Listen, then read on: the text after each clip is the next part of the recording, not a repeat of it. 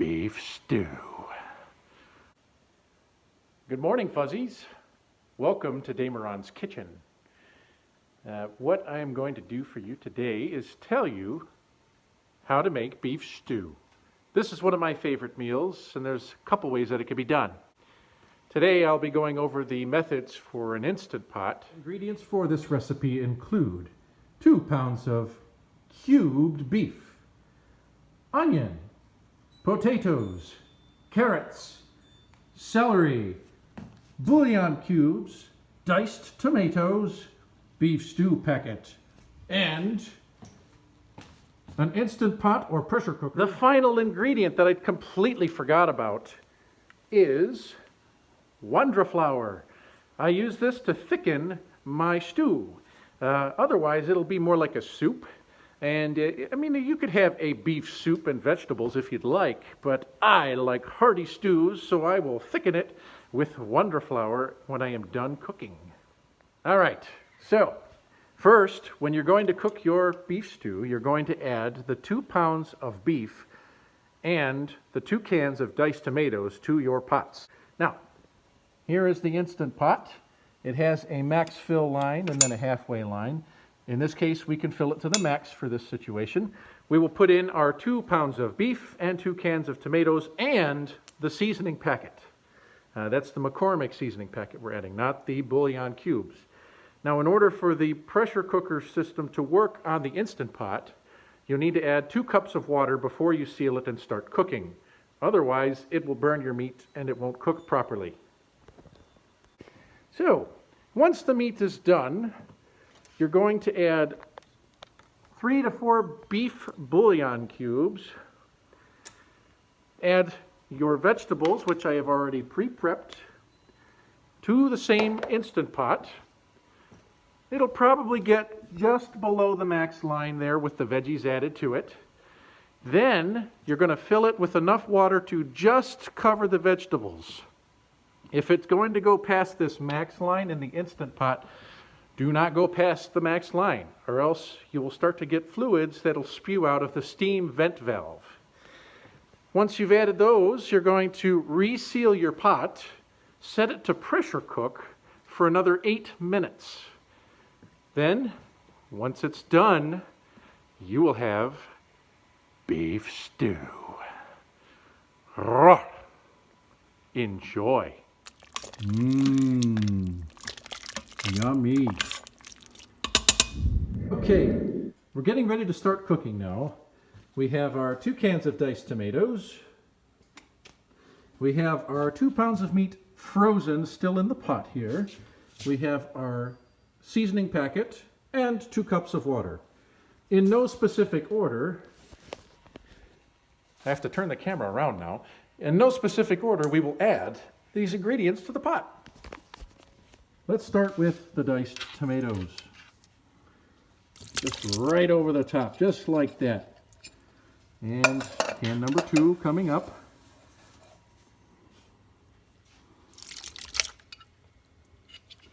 There we go, diced tomatoes added. Then we add our seasoning packet. This might be a little difficult with claws. Gotta make sure I get it all in there, hang on. There we go. Seasoning packet has been added, woohoo! And then lastly, we have to put at least 2 cups in the water for the pressure cooker system to work on the Instant Pot. Otherwise, you will burn your food. 2 cups of water added, and since the meat is frozen, it doesn't really matter to stir it right now. You can stir it once it's done. Now, we're going to take our Instant Pot lid. Here is the Instant Pot lid. Ho ho! It's going to go right on top. Here we go. We're going to get this. There it is. And it gives a little ping to let you know that the lid is on. And now it is locked. This should be perfectly sealed. Now we have our vent, and then there's the quick release valve, and then the pressure button, so it'll pop up to let us know when it is under pressure, so do not open it. In the case of the beef stew, we have to cook the meat first, so let us hit the meat button. Okay, we have our meat button selected. and it is currently set for high, so we're going to set it, you can set it to normal, or you can set it to low, or you can set it to high. We're going to set it to high because it was frozen. Then you let it sit for about 10 seconds and then it will start to cook. And there it goes. From this point, you have to wait for the pot to get up to temperature so that it can pressurize. And then it will start to cook, and it will take 45 minutes for it to cook. Then we will add our vegetables. Our Instant Pot has now finished cooking and has had time to sit for about 15 minutes. So, there's one of two things that you can do at this point. You can either quick release the steam so that you can get to cooking your next step right away, or you can wait another 30 to 40 minutes for it to naturally vent the pressure, allowing the meat to cook a bit further. I am an impatient wolf, so I'm going to vent the steam. To do so, there is the quick vent valve button here. As you can see, the pressure cooker is under pressure. That is why that button is up. To instant release the steam from the system, you just push this right here. Steam everywhere! Look out! So I will give that a minute to finish venting, and then we will move on to the next step. Okay. The button has now dropped. We can open our Instant Pot safely. You're now open, and we can pop the lid off, and yummy yummy, our meat is done as well as cooked thoroughly. So all I have to do now is stir this and add the veggies and extra water and the bouillon cubes. Are the veggies, and into the pot they will go. I'm gonna have to do this with two hands, so I'm gonna have to stop here. Okay, we have now added extra water, 3 bouillon cubes, and vegetables, as well as stirring it up so that the contents are well combined. Now we move on to the next step, which is pressure cooking it again so that the vegetables will be done. Now we are going to pressure cook the vegetables so that they will be done. I had to deglove because I was having trouble pushing the buttons while using the camera. So we are currently off. We're going to hit pressure cook. Sorry, wrong button. Pressure cook. And 8 minutes. That's actually right where I want it. So give that a couple seconds and then it will start to pressurize. There it goes. Now we just wait. Once it gets up to pressure, I can open the pot, add the Wonder Flour to thicken it, and then it's time to eat.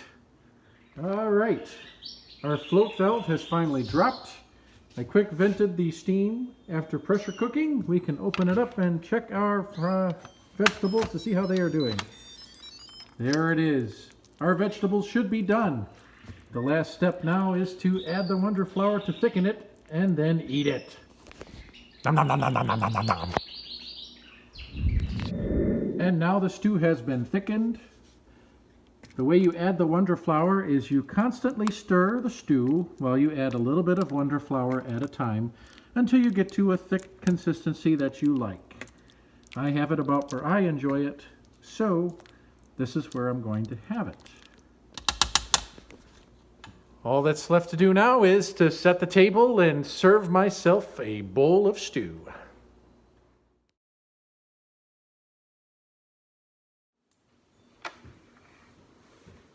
Well, I've made my beef stew. It's time to enjoy.